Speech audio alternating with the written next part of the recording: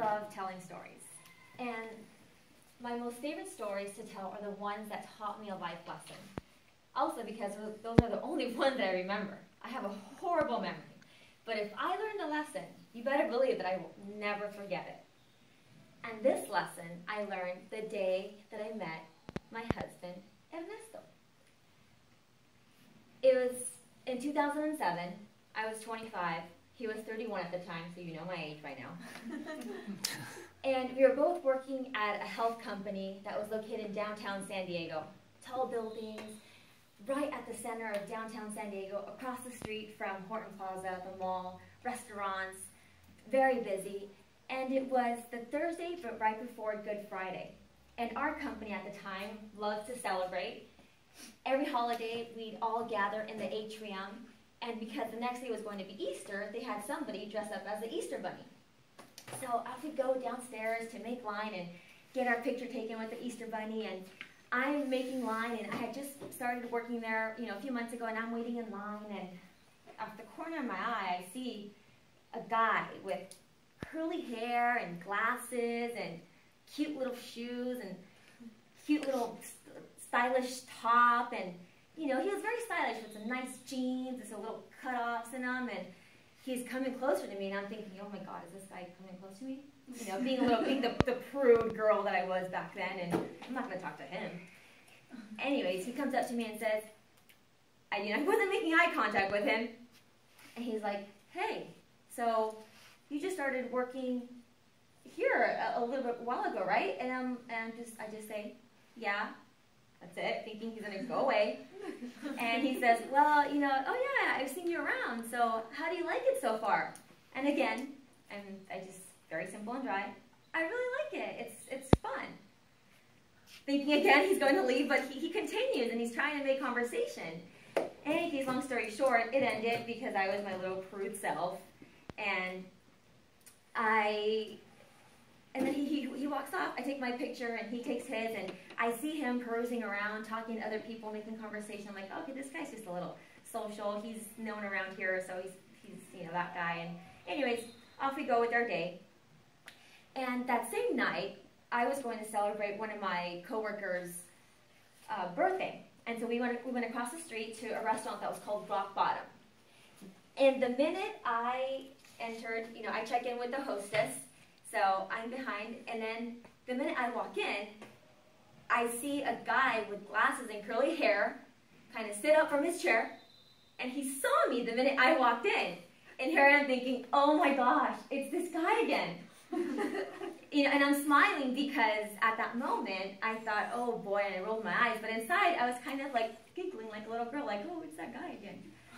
And in any case, I have my seat with my friends, and I'm enjoying dinner, and I could see him through the corner of my eye, kind of peeking over. He was having dinner with his friend, and he kept peeking over, and I would pretend like I didn't see him, trying not to make eye contact. And then, as I was eating dinner and we were all done, I was making conversation with my girlfriends, and he walks over, and I'm thinking, man, this guy must have some cojones to like walk up to me in front of all of my friends. I was kind of mean to him earlier in the day, and he's still trying. So I thought, okay, it's a different setting. Let me actually have a conversation with this guy. So he starts talking to me and says, so, hey, do you ever go salsa dancing? and my lights and my eyes light up because I say, yes, I love salsa dancing.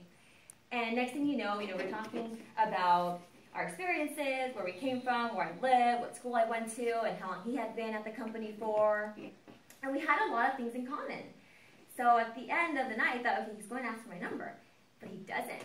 You know what this little guy does? He says, well, here's my card if you ever, want to hang out sometime. So I thought, oh no, mister, I know your game. Yeah, I'm interested, but I'm going to put the ball back in your court. So I got his little card, very cute, he's a designer, and I sent him a text. Here's my number, in case you ever want to hang out. And lo and behold, right then and there, I learned a lesson, because the lesson that I learned was, learn to take chances and put yourself out there. He put himself out there and took a chance. I did the same thing because now the ball was on his court, but I had no more control. I had no idea if this guy was going to call me, and now I was interested.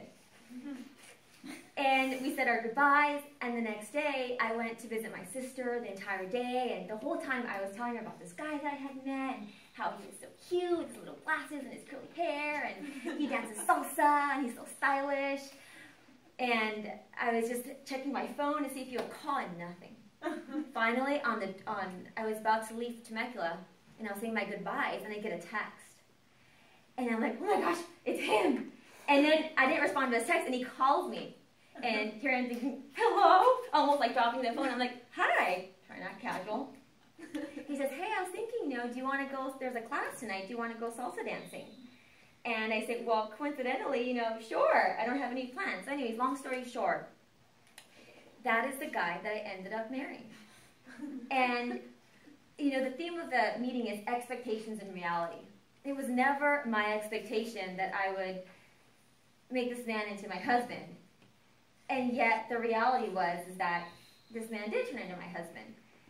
And what I've learned, kind of what Octavio said earlier, is that first comes love, then comes marriage, and then what? You keep marrying the same person over and over again. It's almost like things don't get worse before they get better, but you learn so much about each other through that process. And I almost would like to say that we have a perfect marriage, and the reason I say this is because we're so transparent with each other about our expectations as a wife, the expectations that I have of him as a husband. And if you don't like it, let's talk about it. I'm okay with disagreeing versus arguing and fighting. It's okay to disagree and be comfortable being uncomfortable and disagreeing. And that's the big lesson that I learned is 7 years ago, if I wouldn't have taken a chance and put in myself out there, maybe my glass would be a lot, empty. Because right now my glass is overflowing. I'm happily married. I have a beautiful son, the career I always wanted. I have my home that I'm turning into my dream home. And it was all because I took that chance, and I recognized that he did too. This is Toastmasters.